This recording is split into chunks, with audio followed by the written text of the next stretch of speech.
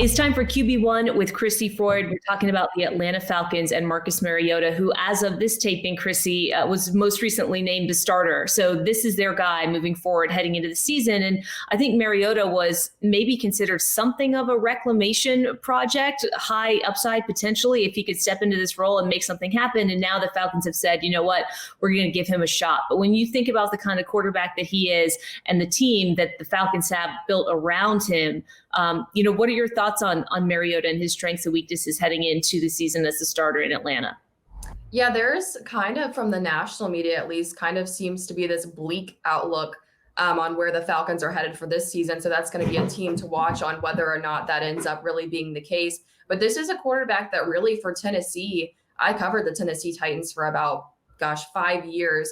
And he brought a lot of electricity to that offense and really underwent a lot of different changes within the coaching staff. Tennessee's offensive line for several years was really not that great. So I think that some of it was a product of the things around him whenever things did start to go wrong. But I think that you just kind of saw this level of inconsistency there toward the end of his time in Tennessee. But you think about the highs and the things that he was able to do for this offense and some of the thrilling games that he brought them back in. So he does have the potential and really does have a lot of upside and does fit the modern era of the NFL very well. But I do think that whenever things started going south, it was really just time for a change of scenery. And I think it's just going to remain to be seen how well that shakes out in Atlanta, if that's the proper landing spot. But they've got him and they've got Desmond Ridder, and they're going with a more experienced option here. And I think that it just is in their best interest and in Desmond Ridder's best interest for them to roll with Mariota this season. In terms of playing style and skill set, how similar are the two? Yeah, it's funny because whenever I was doing pre-draft interviews, I interviewed Desmond Ridder and I said, well, what do you think you would look like if you had been in more of a freewheeling offense, kind of something that allows you to show your mobility? Because he posted that really impressive 40-yard dash time at the combine. And we actually brought up Marcus Mariota, and he said he had watched a lot of him and that he thought that maybe he could be kind of similar to him and kind of show that athleticism and that could come through in his game.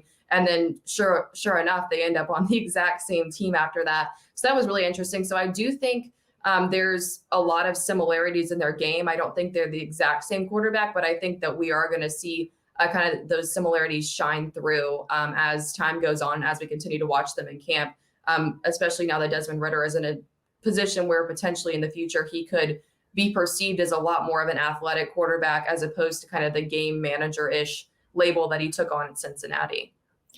I think Falcons fans, Crissy, are so frustrated with the decisions that the organization has made over the last couple of years. And even when they had Matt Ryan at quarterback, and you study quarterbacks day in and day out, it's your bread and butter. So you know the offensive consistency that he had a lot of times fell to the wayside because of all the pieces around him not functioning at a high level. And so when you look at the pieces that the Falcons have offensively and potentially having Marcus Mariota step into this role, should Falcons fans really expect anything different offensively than what they've become accustomed to, which is coming up short?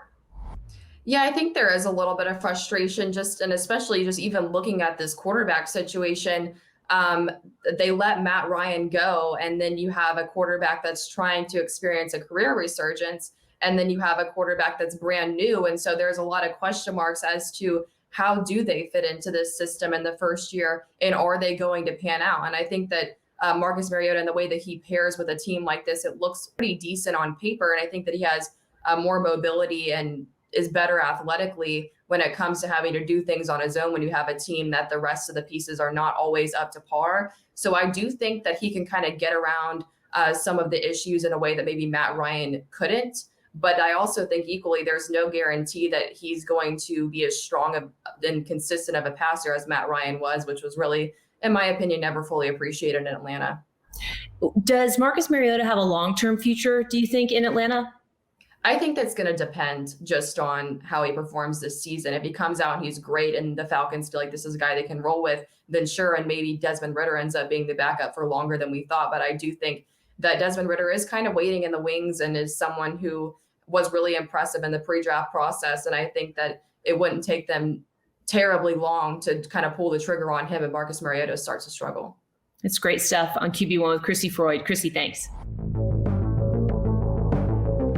Make sure to like, comment, and subscribe for more QB1.